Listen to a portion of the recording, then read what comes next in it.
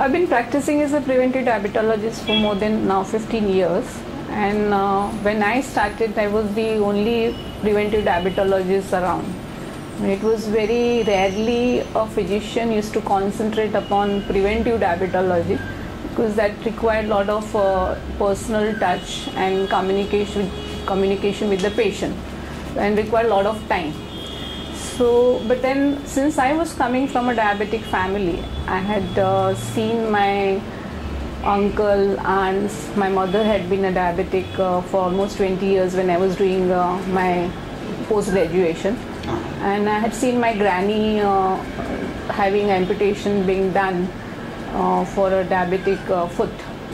So that was a sort of always very inspiring for me to go for diabetology as a specialty, and that's why I kept on concentrating on diabetes more and more. And when I started my clinical practice, I had sort of, that always at back of my mind, that I should not be seeing someone. I mean, I'd seen during my last years of my undergraduation and post-graduation, I had seen my granny, my mother's mother, crawling in the house because her foot was amputated, and that time, all those Jaipur foot and other facilities were not available.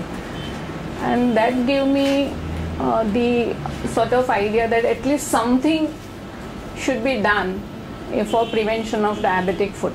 And I realized that only way to prevent is to interact with the people. So when I started my consulting practice, my whole communication was always concentrated on how to prevent complication of diabetes from day one. That means, see, diabetes, to make people aware that diabetes is not just an increase in blood sugar and you just don't have to keep on chasing blood sugars by some drugs and get it under control. It's not just some sort of that abnormality, but it's actually it's a systemic disease, and it is something beyond pancreas. I mean, see, practically when we started consulting practice, everyone's concentration was that diabetes is related to pancreas and sugars, and you just concentrate on dieting and get the things under control. That was the concept. And I wanted to change that. I just kept on emphasizing that it is not something in pancreas, it's beyond pancreas. It is somewhere in blood vessels, it's somewhere in various tissues, it's somewhere in the muscles. And that's the reason, I started interacting with the patient, and practically for last 15-20 years, I've been practicing as a preventive diabetologist. I've been invited into various organizations like Lions, Rotary, these, that, whichever, you just name it, press, news, television channels, news channels, whichever organization, wherever I had been invited, my concentration was always on one thing: prevention of complication. That means prevention of diabetes in next generation and prevention of complication in the person already suffering from disorder. So it's like I always used to say, diabetes is not just values, but you have to tackle about it in three ways. That is primary prevention, secondary prevention, and tertiary prevention. Primary prevention is like already there is a family member suffering from diabetes. You don't want the next generation to become a diabetic, or any person with obesity, or any other associated markers, predisposing markers for a diabetes. You don't want the person to become a diabetic or next generation to become a diabetic. Secondary prevention is if person has already come to me with established confirmed diabetes. So in those patients, how to prevent various macro and microangiopathic complications. That means complications of the eyes, heart, kidneys, skin, joints, and various blood vessels. And not only prevent complication, if the patients have already come, how to reverse some of the complication and encash upon the reversibility. This is something I noticed that many patients were not aware of. they always used to think that once you go into complication era, that means you slowly progress only. There is no reversibility. But I have documented in so many patients, whether it's retinopathy, nephropathy, or whether it is a neuropathy, or atherosclerosis in the heart. You start the treatment, diagnose the patients early, recognize the early markers of complication, and put them on the drugs, and document reversibility. And I have documented such type of reversibility in so many patients and shown them that it is never too late in a diabetes. It's not always a progression. If a timely intervention is done, even in an era of complication, you can prevent further progression of the disease. That is number one. But you can reverse it also to some extent and reduce the sort of speed of progression. You understood? These are the three ways you tackle the primary prevention. Prevent further progression, reduce the speed of further progression, or get some amount of reversibility by attacking on the disease or complication process with the right kind of drugs. These are the areas I noticed most of the patients had no awareness. They had always the same concept that once you go out in complication era, and they used to have a lot of negativism. And during this negativism, patients used to go from one doctor to other doctor, and they always, most of the time I had noticed during this stage, they used to go to alternative medicines. And those alternative medicines sometimes, instead of helping them out, in fact used to cause worsening of the disease rapidly. This also I had observed in many diabetic patients during the secondary prevention of diabetes. Mm-hmm. So these are the patients, making them aware that scientific approach is the better approach, and alternative medicines have got their role, but that has got a limited role, especially in a complication era. So you should not try to concentrate upon such remedies, and should go more scientifically. And tertiary prevention is a prevention in where most of the diabetic patients who are already having major complications, and because of that they having some sort of disability, some sort of impairment. That means either the vision is affected, or the walk is affected because of some foot problem, or joints are affected, or kidney or heart or something is affected, which is restricting their quality of life. Because of multiple hospitalization, there is a financial drain to the family. So in such patients, how to reduce morbidity and mortality? That means not to make a patient a financial burden to the family, and with minimum hospitalization, or on sort of counseling patients and relatives in such a manner that the cost of the therapy remains under control, hospital stays are minimized, and they don't require to be sent in rehabilitation centers. How to manage best the patients at home, because some of the patients, when they enter in terminal stage of life, that means tertiary stage, they have still 5-10 years of life. I mean, it's not always the end. With the creatinine of 4 or 5, even if they don't require dialysis, but then and they have no candidate to give a kidney transplantation, but still they can have a 10-15 years of quality of life. I have a 1 or 2 patients whose creatinine was 2.4, and you maintain it in such a way that after now 14 years, the creatinine has just gone to 3.4. You understood? That means how to reduce the progression of the disease by scientifically explaining the patient that okay, these are the areas because of which your kidneys got damaged, and this is something which you had not anticipated but you had overlooked, and now this is the right way of treating. And there are patients whose reversibility, like patients who came with the serum creatinine of say 4, and then you start the right kind of drugs, remove the toxicity, I mean high dose of drugs or something which is having a cumulative effect because of multiple drugs are interacting or something like that, and patients with 4 creatinine had come down to 2.4, and now they are with 2.4 creatinine for years together, maintaining between 2.5, 2.4 like that. Means see, in my clinical practice, I've seen 10,000 diabetic patients for so many years. Patients have been coming for regular follow-up for 10 to 15 years, the same patients, from the day they diagnosed or the day they were diagnosed to have a complication.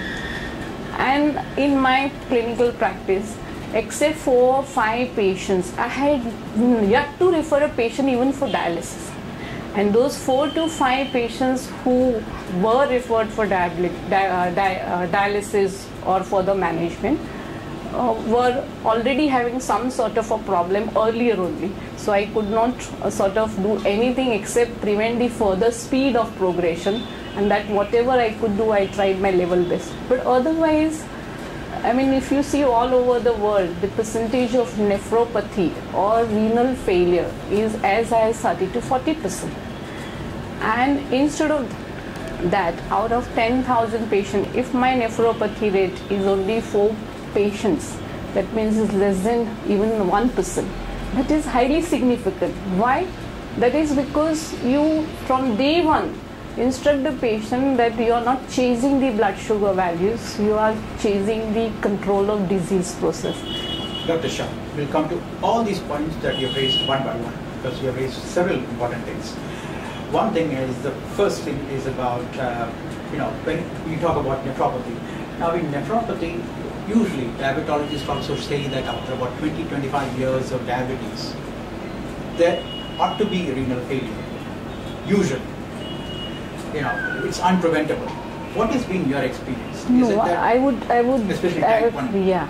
No, type 1, I would say yes, possibility is there if type 1, because 20, 25, 30 years of duration of diabetes, if not well under control, if your glycosylated hemoglobin is always above 8, then possibility is there, and you already got a retinopathy or something like that, then usually there is a genetically, we have seen someone who's got a retinopathy early, definitely a potential candidate of nephropathy. But supposing a candidate has got a retinopathy and there is a reversibility of retinopathy documented in those patients, then possibility is there. That means you have caught the patient in reversible area, and this type of nephropathy patients, even if whatever creatinine they have got a lot of reversible component, and if you are able to treat those patients in time, then you will not only prevent further progression, but in fact cause a reversal of creatinine value.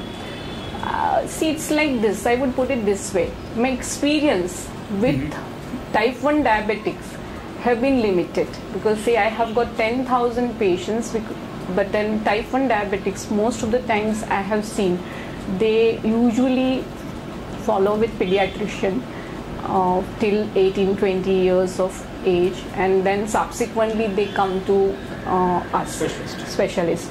So by the time if they come to us, many times some nephropathy or retinopathy is already setting, because of duration of diabetes is more than 10 or 12 years.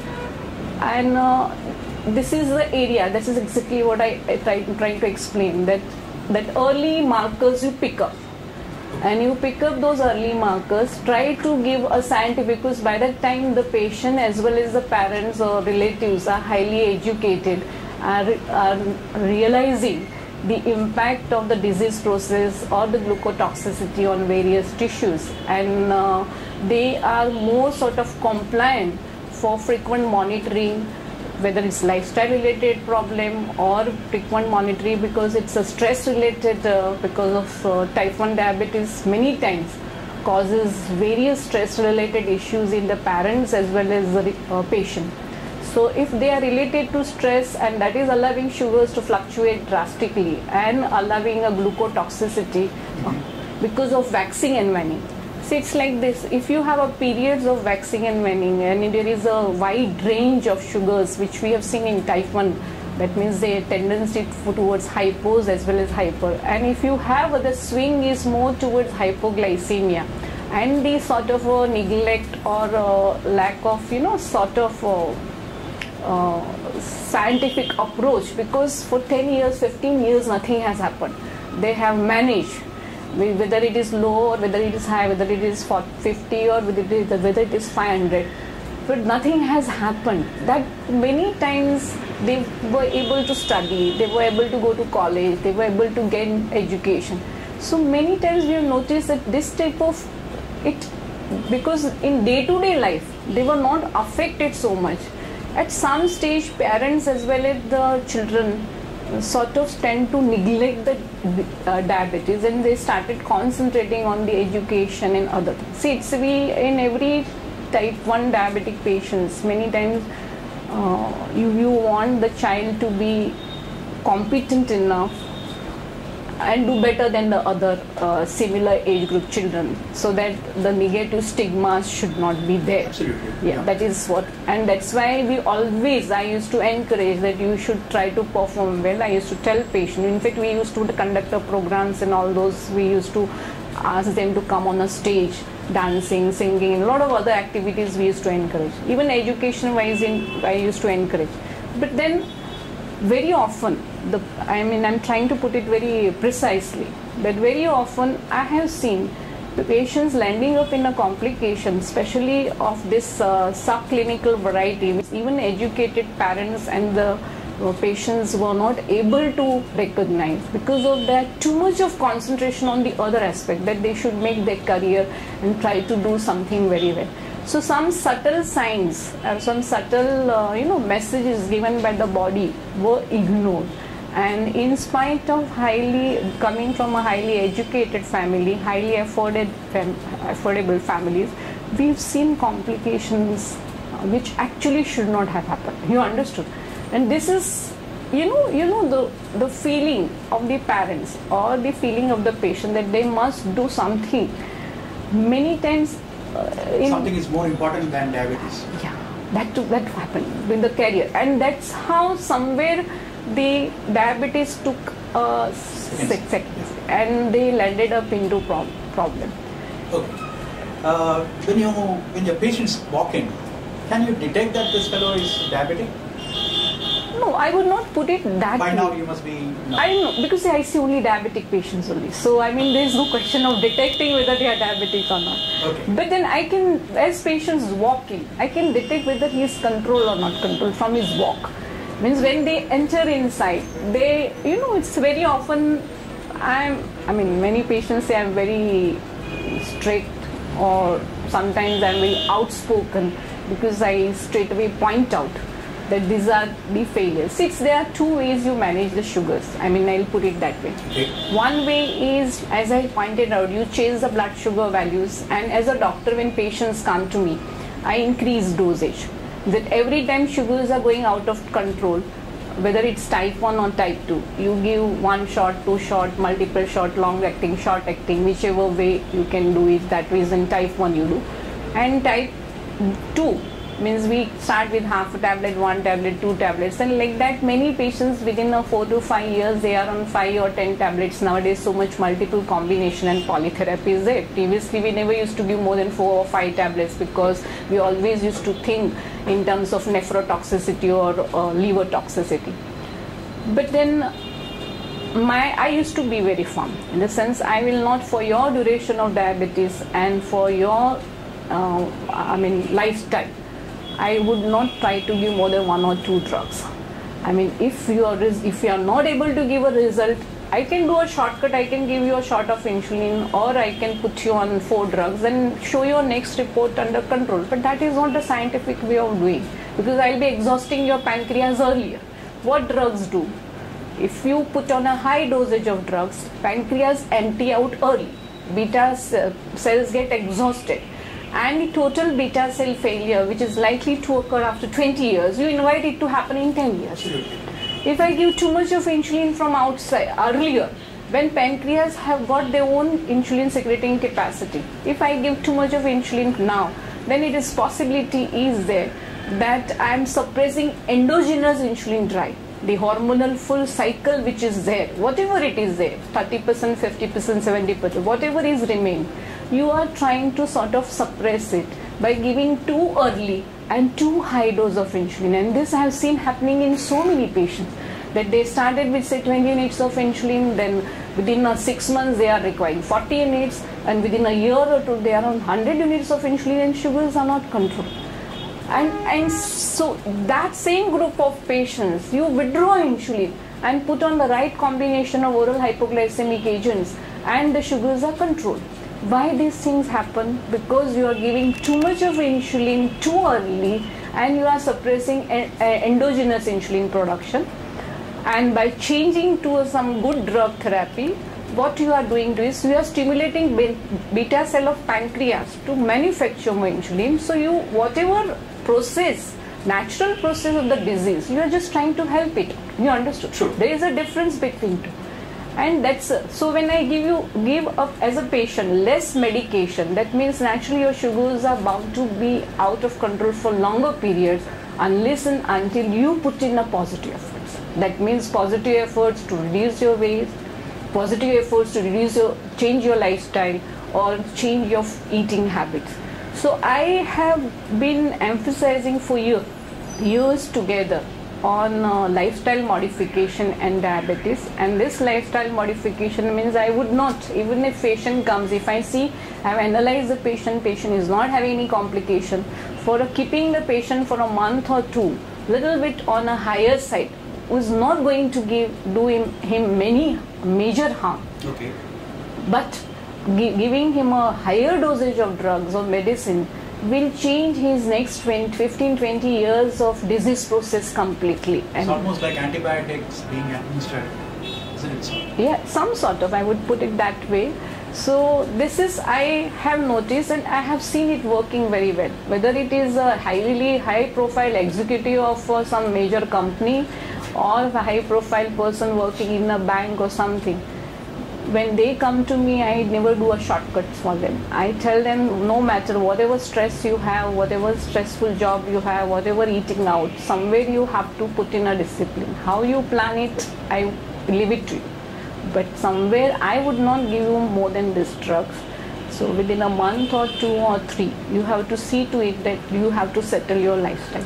So sometimes, essentially, yeah. Dr. Shah, you're trying to say that instead of insulin being given to control your blood sugar, your diet should be in control so that for a specified amount of insulin, your sugar should not go beyond the limit. Yeah, that's it. That's a very valid point. Now, what do you say about people in rural areas nowadays increasingly being detected with diabetes? It's no more considered to be a lifestyle because these rural, even farmers, have diabetes these days in India, and they don't go to McDonald's or any of the lifestyle, joints that we are so used to. What could be the reason for that? See, I would put it this way. This is something which is very common to our country and many other developing countries also. It's like this. It's number one. It is from early childhood. You've been eating a wrong kind of oil. See, very often we say diabetes is a disease because of overfeeding, not overnutrition. There is a difference between two, which is we try to equate it with lifestyle related disease. Okay. Lack of exercise and overfeeding. But when you go to a rural area and all those areas where there is from early childhood, there is a undernutrition. That means all essential nutrients which are required for insulin secretion or insulin manufacturing, the raw material. So antioxidants. So all those things are deficient in their diet from early childhood. That is number one. Number two, wrong kind of oil, that is excessive use of trans-free fatty acid, because by my experience with all these working class and other farmers and other people, because they want to be in the field for a longer period, they try to have a lot of fat as a calorie source. So when you use fat as a calorie source very often and use it too frequently, a wrong kind of fat, that is trans-free fatty acids or fried items made of other commercially available oils which are not so healthy, a combination of such things usually predisposed to insulin resistance much early. So one side there is attack, that means insulin secretion is affected because the raw material, ingredients, various specific enzymes action, whatever you need, those things are being deprived of from early childhood. So it is a micronutrient deficiency and the major factor, because they are working 8 to 12 hours. So I would not say they are having insulin resistance of that kind, but they do have insulin resistance because of wrong kind of fat deposition at insulin receptor sites, and that is how they have a problem. So these are the two major things I have noticed, besides genetic penetration and some sort of background stress.